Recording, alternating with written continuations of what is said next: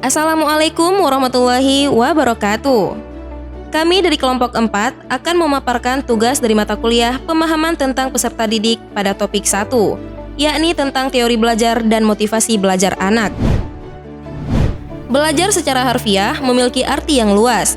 Dalam arti selektif, Sardiman dalam Samidi 2017 menjelaskan bahwa belajar adalah usaha penguasaan materi ilmu pengetahuan, yang merupakan sebahagian kegiatan menuju terbentuknya kepribadian seutuhnya. Maka seseorang dikatakan belajar jika terjadi suatu perubahan tingkah laku yang diakibatkan oleh suatu proses aktivitas tertentu. Sedangkan motivasi belajar merupakan suatu dorongan dari dalam diri seseorang yang berperan sebagai penggerak dan mengarahkan perilaku manusia, termasuk perilaku dalam belajar. Menurut Swanberg dalam Danarjati dan kawan-kawan 2014, motivasi merupakan suatu konsep yang menggambarkan baik kondisi ekstrinsik yang merangsang perilaku tertentu dan respon intrinsik yang menampakkan perilaku manusia. Nah, pada penjelasan kali ini kita bakal memaparkan 3 teori belajar, yaitu teori behavioristik, teori sosial kognitif, dan juga teori konstruktivisme. Apa itu teori behavioristik? Teori ini adalah teori yang berfokus pada perubahan tingkah laku individu yang berdasarkan pengalaman secara langsung. Pada intinya, teori behavioristik ini menekankan pada pengukuran, sebab pengukuran merupakan suatu hal yang penting untuk melihat terjadi atau tidaknya perubahan perilaku yang tampak sebagai hasil belajar. Nah, dalam teori ini, seorang siswa dianggap telah belajar sesuatu jika siswa yang bersangkutan dapat menunjukkan perubahan pada tingkah lakunya. Menurut teori ini, kegiatan belajar yang penting adalah input yang berupa stimulus atau apa saja yang diberikan oleh guru kepada siswa, dan output yang berupa respon atau reaksi siswa terhadap stimulus yang diberikan oleh guru tersebut. Tindakan yang dapat kita lakukan untuk menerapkan teori behavioristik adalah guru memberikan studi kasus kepada peserta didik, yang secara tidak langsung guru memberikan stimulus. Kemudian ketika murid mendengar dan berpikir apa yang telah disampaikan oleh guru, artinya murid telah merespon stimulus yang diberikan. Contohnya, guru memberikan soal untuk dikerjakan di ruang kelas setelah dilaksanakannya pemaparan dan penguatan pada materi. Selanjutnya adalah teori sosial kognitif. Teori ini adalah penamaan baru dari teori belajar sosial yang dikembangkan oleh Albert Bandura. Penamaan baru dengan nama teori kognitif sosial ini dinyatakan tahun 1970-an dan 1980-an. Teori kognitif sosial adalah pengertian tentang belajar observasional atau proses belajar dengan proses pengamatan. Adapun fase-fase yang harus dilalui untuk menerapkan teori pembelajaran sosial ini adalah sebagai berikut. 1. Fase perhatian. Pada fase ini, peserta didik akan diminta untuk memperhatikan model atau sesuatu yang mereka observasi. Hal yang akan diperhatikan biasanya adalah hal-hal yang menarik, unik, terkenal, dan juga sesuai dengan minat mereka. Agar guru dapat menjadi pusat perhatian peserta didik, maka guru harus mampu memberikan isyarat-isyarat yang jelas dan mudah dipahami. 2. Fase retensi. Dalam fase ini, peserta didik harus mampu mengingat hal-hal yang sudah mereka amati. Melalui pengamatan itulah yang kemudian diharapkan mereka dapat belajar dan mampu mendapatkan hasil yang terbaik. Selanjutnya ada fase reproduksi. Fase ini terjadi umpan balik yang nantinya akan mengarahkan peserta didik pada perilaku yang diinginkan. Umpan balik ini tidak hanya ditujukan bagi hal-hal yang sudah benar, namun juga berlaku untuk hal-hal yang tidak benar. Maka, guru harus bisa memberi masukan atau nasihat atas perilaku yang salah atau kurang baik pada peserta didiknya, sebelum perilaku tersebut tumbuh menjadi kebiasaan mereka. Dan yang terakhir adalah fase motivasi. Fase motivasi adalah fase terakhir yang menandai keberhasilan teori pembelajaran sosial kognitif. Pada fase ini, peserta didik akan meniru hal-hal yang berkesan dari pengamatan yang telah mereka lakukan. Mereka akan beranggapan bahwa setelah meniru, maka muncul penguatan dari dalam diri masing-masing. Contohnya, penguatan itu bisa diberikan dalam bentuk pujian, piala, nilai, dan lain sebagainya. Dan yang terakhir adalah teori konstruktivisme. Teori ini adalah teori yang berusaha membangun hal baru dari hasil pemahaman terhadap sesuatu yang sudah dipelajari sebelumnya. Pernyataan ini sejalan dengan pemahaman dari von Glaserfeld dalam Supardan tahun 2016 yang mengatakan bahwa konstruktivisme berakar dari pengetahuan yang terbentuk di dalam otak manusia yang dibangun berdasarkan pengalamannya sendiri, sehingga semua pemikiran yang muncul berdasarkan pengalaman pribadi akan bersifat subjektif. Dalam penerapan teori ini, guru memiliki keyakinan bahwa peserta didik mampu untuk aktif dalam pembelajaran yang berasal dari pengalaman individu itu sendiri. Tindakan yang dilakukan guru di ruang kelas ialah dengan memberikan umpan berupa pertanyaan yang kemudian direspon oleh peserta didik agar tercipta interaksi timbal balik.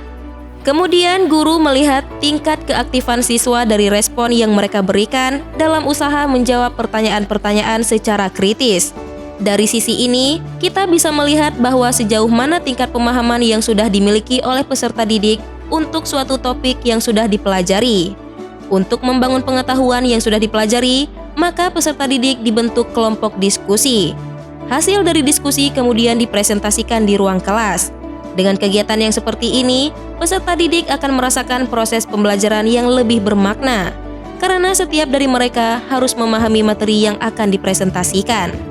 Dalam kesempatan ini, kita juga akan memaparkan model-model pembelajaran berdasarkan dari prinsip konstruktivisme. Pertama, active learning atau pembelajaran aktif menurut Melvin C. Berman 1996. Belajar bukan merupakan konsekuensi otomatis dari penyampaian informasi kepada siswa. Belajar membutuhkan keterlibatan mental dan juga tindakan sekaligus. Pada saat kegiatan belajar itu, siswa aktif menjalankan sebagian besar kegiatan belajar. Mereka mempelajari gagasan-gagasan, memecahkan berbagai masalah, dan juga mengaplikasikan apa yang telah dipelajari. Kedua, the accelerated learning. Ini merupakan pembelajaran yang dipercepat. Konsep dasar dari pembelajaran ini adalah bahwa pembelajaran itu berlangsung secara cepat, menyenangkan, dan juga sesuai dengan tujuan pembelajaran. Menurut Deporter tahun 2000, the accelerated learning dapat memungkinkan siswa untuk belajar dengan cepat dan juga berkualitas, dengan upaya yang wajar dan dibarengi dengan kegembiraan. Cara ini menggabungkan unsur-unsur sekilas yang tampak tidak mempunyai persamaan seperti hiburan, permainan, corak, dan juga cara berpikir, serta kesehatan jasmani dan juga kesehatan rohani. Namun semua unsur ini bekerja sama untuk menghasilkan pengalaman belajar yang efektif. Yang terakhir, ada discovery learning. Discovery learning merupakan model pembelajaran kognitif yang paling sering digunakan. Jeremy Bronner mengatakan bahwa discovery learning berarti siswa didorong untuk belajar dengan diri mereka sendiri. Discovery learning mempunyai beberapa manfaat dalam proses belajar. Antara lain, siswa memiliki motivasi dari dalam diri sendiri untuk menyelesaikan pekerjaan atau tugas sampai mereka menemukan jawaban atas pemecahan masalah yang dihadapi. Dan kemudian, siswa juga dituntut untuk belajar mandiri dalam memecahkan masalah, dan serta memiliki keterampilan dalam berpikir kritis, karena mereka harus menganalisis dan mengelola informasi yang diperoleh. Nah, sekarang kita akan membahas beberapa kasus dari peserta didik dalam proses pembelajaran, serta rencana yang dapat kita lakukan untuk meningkatkan motivasi belajar peserta didik tersebut. Yang pertama, ada Tania. Berumur 7 tahun dan memiliki kemampuan rendah dan keinginan yang rendah untuk sukses. Dari kasus Tania tersebut, ada beberapa cara yang dapat kita lakukan untuk memotivasi Tania. Salah satunya yaitu dengan menanamkan semangat dan rutin melakukan komunikasi dengan Tania. Kita harus mencari tahu dulu apa yang disukai atau keinginan apa yang mau diraih di masa depan Tania. Dan kemudian juga kita harus membangkitkan semangat dan kepercayaan diri di Tania, serta memberikan contoh berupa cerita atau video tentang tokoh atau gambaran tentang keberhasilan seseorang dalam hidupnya. Dari kasus Tania tersebut, dapat kita kaitkan teori Abraham Maslow. Menurutnya, proses belajar adalah hal yang penting dan perlu dilalui semua murid. Sebab, dalam proses inilah seseorang mampu mengenali dirinya sendiri dan juga mencapai aktualisasi diri. Selanjutnya ada kasus Samuel, berumur 10 tahun, yang bekerja keras untuk menjaga harga dirinya pada tingkat tinggi, namun memiliki rasa takut akan gagal yang kuat. Dari karakter Samuel yang memiliki rasa takut terhadap kegagalan, ada beberapa cara yang dapat kita lakukan untuk meredam ataupun menghilangkan rasa ketakutannya terhadap kegagalan tersebut. Antara lain, mengarahkan Samuel untuk berani mengambil resiko, serta mengarahkan Samuel untuk tidak menjadi pribadi yang pesimis, dalam artian ia akan lebih optimis dalam melakukan suatu hal. Dari kasus Samuel, dapat kita kaitkan teori hierarki Abraham Maslow mengenai kebutuhan manusia, terutama pada perspektif humanistik di bagian kebutuhan ego serta kebutuhan aktualisasi diri, yang berarti motivasi lebih ditekankan kepada kemampuan pertumbuhan pribadi Samuel, serta kemerdekaan untuk memilih dari sifat-sifat positif. Dapat kita katakan juga bahwa motivasi yang dibutuhkan oleh Samuel adalah bentuk dari motivasi ekstrinsik, yaitu motivasi yang berasal dari orang lain untuk kemudian ditransferkan kepada Samuel. Selanjutnya kita beralih kepada kasus Sandra, berumur 13 tahun, yang tenang di kelas dan meremehkan keterampilan mereka. Dalam kasus Sandra, dapat kita lihat bahwa seorang siswa bernama Sandra memiliki kepribadian yang tenang dan cenderung suka meremehkan keterampilan orang lain. Dari keterangan tersebut, dapat dipahami bahwa Sandra memiliki kemampuan yang lebih dalam artian pintar.